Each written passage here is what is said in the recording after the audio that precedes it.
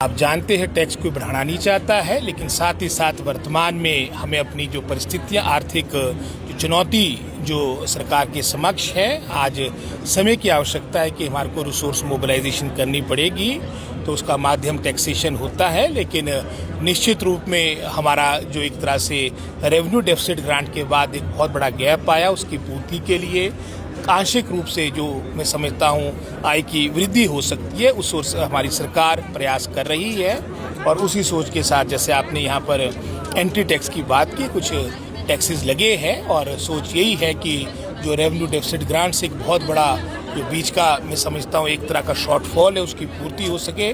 मेरा तो यही आग्रह रहेगा हमारे सांसद जो यहाँ से चुन के गए हैं कि वो हमारी मदद करें। वो मात्र मैं समझता हूँ प्रश्न आज किसी पार्टी का नहीं, पूरे प्रदेश का है, क्योंकि पहले से लेके हमारे को एक तरह से रेवेन्यू डेफिसिट ग्रांट 1950 के दशक से मिलता आया है। और पहाड़ी क्षेत्र होने के नाते, सीमांत क्षेत्र होने के नाते एक तरह से विशेष दर्जा जो हमारी स्टेट को मिला है, इन सभी बातों को देखते हुए हमारा जो रेवेन्यू डेफिसिट ग्रांट की जो हमारे को अनुदान मिला करता था, उन लोगों का मतलब है वहाँ बच्चे होने चाहिए। हमारे कार्यकाल के दौरान लगभग कोई 1300 स्कूल हमारे कार्यकाल के दौरान बंद हुए। हालांकि आप अन्य स्टेटों की बात करेंगे, उदाहरण के तौर पे गुजरात की भी अगर आप बात करेंगे, जो मर्जर या डाउनग्रेडिंग ऑफ स्कूल्स है जो हम वर्ष 2024-25 में कर रहे हैं, गुजरात जैसी स्टेट ने आज से कोई 10-12 वर्ष पूर्व आपके ये मर्जर ऑफ स्कूल कर दिए थे। और गत इसी कार्यकाल के दौरान जो हमारे केंद्र में आपकी एनडीए सरकार है, लगभग कोई 90,000 स्कूल के आसपास आपके मर्ज किए गए। कारण यही था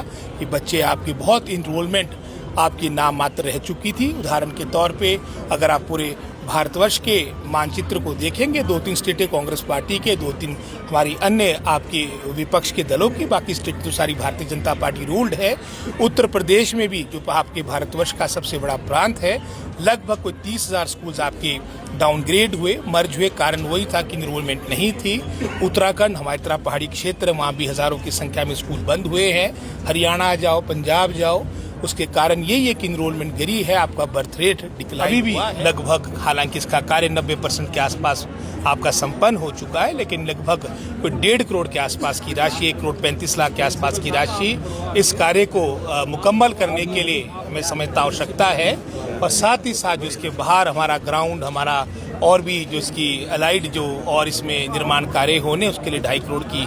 अतिरिक्त पैसों की आवश्यकता पड़ेगी। तो हमारा पूरा प्रयास रहेगा, क्योंकि अगले महीने हमारा बजट है कि प्राथमिकता के आधार पे इस कॉलेज के इतिहास को देखते हुए, इस कॉलेज की सेवाओं को देखते हुए, इस कॉलेज की हाईएस्ट इनरोलमेंट को देखते हुए यहाँ पर प्राथमिकता के आधार पे जो आपकी शेष राशि है, प्रथम चरण में जो हमारी बिल्डिंग के निर्माण कार्य को संपन्न करने के लिए, और साथ ही साथ जो बाहर इसका मैं समझता हूँ एक तरह से ब्यूटिफिकेशन और आपका ग्राउंड बनना है, वो उपलब्ध हो। इसके लिए हम अपने संसाधनों से भी, प्रदेश सरकार यानी शिक्षा विभाग इसको प्राथमिकता देगी, और आवश्यकता पड़ेगी तो हम इसे हमारे केंद्र की जो योजना है, चाहे पीएम, चाहे इसमें आपकी रूसा की बात हो, जो अन्य हमारे स्कीम्स होती है जिसके माध्यम से हमारी केंद्र सरकार से भी फंडिंग होती है, तो दोनों स्तर से प्रयास किया जाएगा। और हमारी पूरी कोशिश रहेगी कि शीघ्र अतिशीघ्र ये भवन कार्य संपन्न